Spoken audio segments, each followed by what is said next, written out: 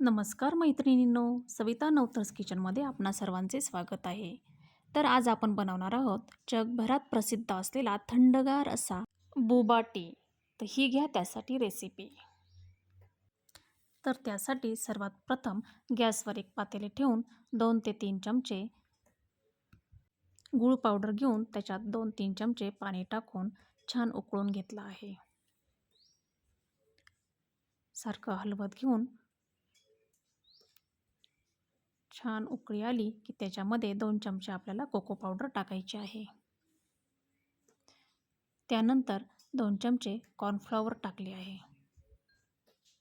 हे सर्व शिजवून घेऊन त्याचा छान डव बनवून घेतला आणि नंतर त्याचे छोटे छोटे गोळे बनवून घेतले.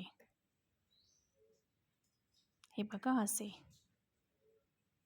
नंतर एका पातेल्यात पाणी उकळायला ठेवून त्यामध्ये हे बनवलेले बॉल्स आपल्याला शिजवून घ्यायचे आहेत.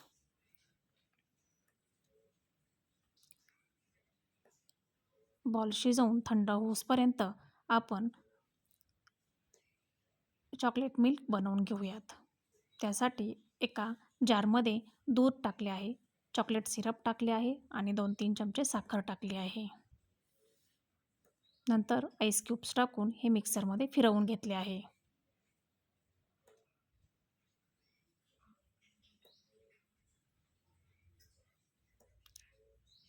नंतर एका पातेल्यामध्ये गूळ पावडर टाकून थोडेसे पाणी टाकून आपल्याला कॅरमेल बनवून घ्यायचे आहे. समप्रमाणात घेतले तरी चालेल. गूळ पावडर आणि तेवढंच पाणी घेऊन कॅरमेल बनवून घ्यायचे आहे. सारखे हलवत राहून उकळी आली, थोडेसे घट्ट झाले की त्यामध्ये हे बनवलेले बॉल्स आपल्याला टाकून घ्यायचे आहेत. त्यानंतर गार्निशिंगसाठी एका ग्लासमध्ये चॉकलेट सिरप टाकून घेतले आहे.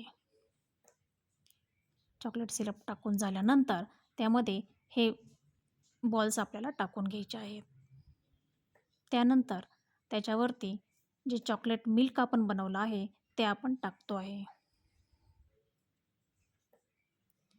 वरतून गार्निशिंगसाठी चॉकलेट सिरप टाकले आहे.